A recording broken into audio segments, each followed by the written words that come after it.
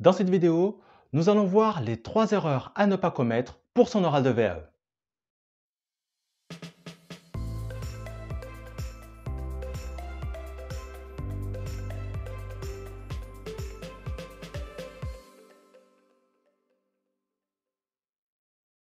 Première erreur à ne pas commettre.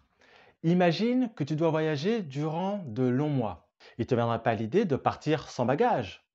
Eh bien, pour l'oral de VAE, c'est exactement la même chose.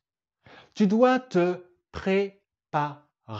Passer devant le jury, ce n'est pas un exercice facile. Ce n'est pas quelque chose de naturel, pour nous en tout cas, quand on est devant des personnes, quand on doit s'exprimer devant des personnes que l'on ne connaît pas, c'est quelque chose de difficile. Deuxième erreur à ne pas commettre, c'est de préparer des réponses préfabriquées. C'est-à-dire, imagine que ton jury te demande de t'exprimer sur l'une de tes compétences ou l'une de tes expériences. Alors quand je parle ici d'exemples préfabriqués, je fais allusion à un exemple commun à tous qui ne sort pas de l'ordinaire que tu pourrais exprimer auprès de ton jury.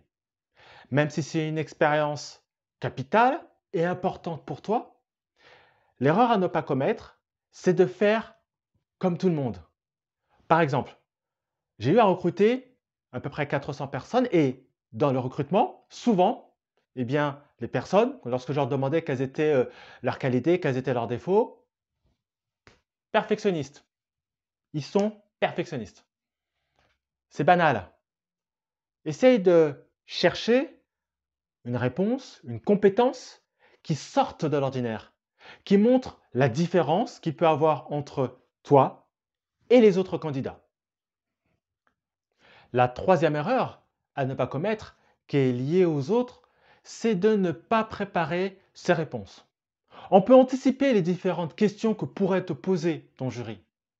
L'idée de ton jury, c'est de voir si tu as les compétences, si tu as l'expérience pour obtenir le diplôme pour lequel tu souhaites passer ta VAE. En conséquence, essaye d'imaginer les questions qu'on pourrait te poser. Ben, pourquoi tu as choisi ce métier? Quelle est ton expérience? Depuis combien de temps? Quelles sont les difficultés que tu as rencontrées? Comment tu y as pallié? Voilà, essaie d'anticiper et prépare des réponses. Et dans la réponse que tu dois apporter, pense que celles-ci doivent te mettre en valeur, te valoriser et valoriser le métier pour lequel tu postules.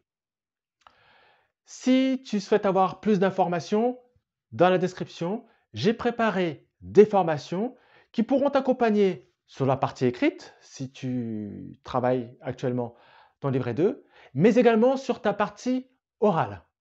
Tu as également la possibilité de prendre un rendez-vous avec moi pour 1 heure de coaching gratuit. Je te dis à bientôt pour une prochaine vidéo.